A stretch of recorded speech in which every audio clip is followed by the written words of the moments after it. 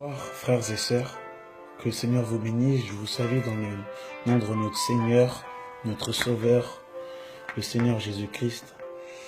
Donc je fais une petite vidéo qui ne va pas durer très longtemps. Le thème de ce petit message, c'est « Le diable est un menteur ». Le diable est un menteur. Pourquoi j'ai choisi « Le diable est un menteur » ? Car des fois, il nous arrive que des fois nous péchons consciemment ou inconsciemment, mais le diable va commencer à rentrer cette pensée en nous, oui, le Seigneur ne va jamais te pardonner, il ne va jamais te pardonner, il ne va pas te pardonner, ce que tu as fait, cela est grand. Mais moi je vais te dire aujourd'hui, nous avons un Dieu de grâce, nous avons un Dieu de grâce aujourd'hui qui est prêt à te pardonner. Peut-être tu es tombé, mais tu t'es pas relevé, peut-être que tu as fait tellement un péché grand pour tes yeux, que tu vas te dire non, le Seigneur ne va jamais me pardonner. Mais si, il peut te pardonner. Pour Dieu, il n'y a pas de grand péché ou de petit péché. Un petit péché, pour toi, est équivalent à un grand péché. Pour toi. Excusez-moi. Mais le Seigneur, en fait, il n'y a pas de grand péché ou de petit péché. Tous les péchés sont mis à la même taille. Et moi, je veux te dire, mon frère, si tu es tombé, j'ai une parole pour toi.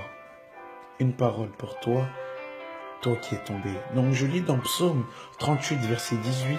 « Car je suis près de tomber et la douleur est toujours devant moi. » Je relis la parole.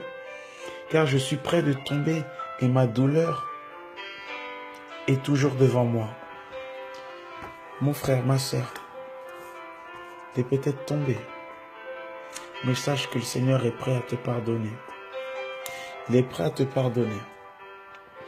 Tu sais, j'ai fait une expérience il y a quelques minutes. J'étais tombé malheureusement. Mais le diable, en fait, pourquoi je dis le diable est un menteur? Car j'ai fait une prière, je me suis repenti, mais c'était une prière vaine, je le sentais. Et peut-être toi qui es tombé, avant de te repentir, invoque le sang du Seigneur Jésus-Christ, invoque le feu du Seigneur Jésus-Christ. Car quand je priais, je sentais une lourdeur. Là, cela correspond à moi. Cela, je me représente par le stylo, d'accord?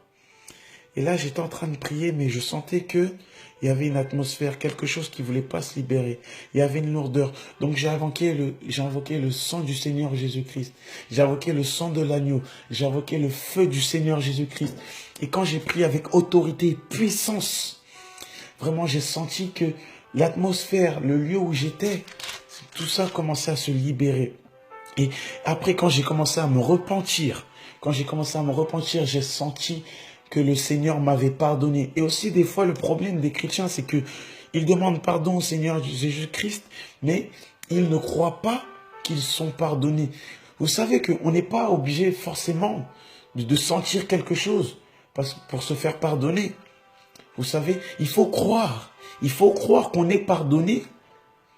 Mais moi, je sentais que ma prière était vaine, qu'elle ne montait pas, que l'atmosphère où j'étais, c'était une atmosphère lourde, que ma prière ne voulait pas monter dans le lieu très saint, dans le lieu où il y a notre Seigneur. Et dans la parole, il nous est écrit dans Proverbe 24, verset 16, je lis la parole du Seigneur Jésus-Christ.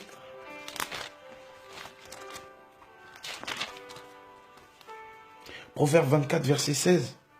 Car 7 fois le juste est tombé et il se relève, mais les méchants sont précipités dans le malheur. Moi, je vais m'arrêter à la première partie du verset. Je le répète, car 7 fois le juste tombe et il se relève. Tu es peut-être tombé 1 fois, 2 fois, 3 fois, 4 fois, 5 fois. Mais sache que le Seigneur est prêt à te pardonner. Vous savez qu'un enfant, un petit enfant de quelques mois, avant de marcher, avant d'être stable, il tombe environ peut-être 1000 fois, 2000 fois. Je ne dis pas qu'il faut tomber 2000 fois, mais vous voyez que nous, les enfants, ils sont là, ils tombent mais ils se relèvent, ils tombent, ils se relèvent. Il faut que tu aies la persévérance. Il faut que tu gardes la persévérance. Il faut que tu gardes la foi. Garde la foi. Et je vais encore le relire, car 7 fois le juste tombe et il se relève. Mon frère, ma sœur, tu peux te relever. Et aussi, je vais vous lire dans la parole, dans Romains, verset 8, chapitre 8, verset 33. Qui accusera les élus de Dieu? C'est Dieu qui les justifie. C'est Dieu, pardon, excusez-moi. Qui accusera les élus de Dieu? C'est Dieu qui justifie. Mon frère, ma sœur, vous voyez quand vous tombez, le diable ramène des mauvaises pensées. Il ramène des mauvaises pensées en disant, oui, il ne va pas te pardonner. Il ne va pas te pardonner, ce que tu as fait est un péché trop grand. Tu te dis autant, enfant de Dieu, mais regarde ce que tu fais. Là, il nous est dit dans la parole, encore une fois, je le relis, qui accusera les élus de Dieu? C'est Dieu qui justifie. Toi qui es tombé, écoute-moi, comme il nous est dit dans la parole, c'est Dieu qui justifie. Tu es peut-être tombé, mais là, il te tend la main pour que tu te relèves. Et que vraiment cet esprit de culpabilité ne soit plus en vous. Et qu'à chaque fois que vous tombez, que le Seigneur Jésus soit avec vous, que vous lui demandez pardon sincèrement, que vous ramenez, que vous invoquiez la Shekinah, le feu, le sang de l'agneau. Car des fois tu as peut-être fait un grand péché, mais tu vas prier, mais cela ne va pas monter dans le trône du Seigneur. Car l'atmosphère où tu es, elle n'a pas été dégagée. Et c'est un encouragement que j'ai pour vous, frères et sœurs. Et que vraiment cela puisse vous aider et vous fortifier. Que le Seigneur vous bénisse et qu'il vous garde. Amen.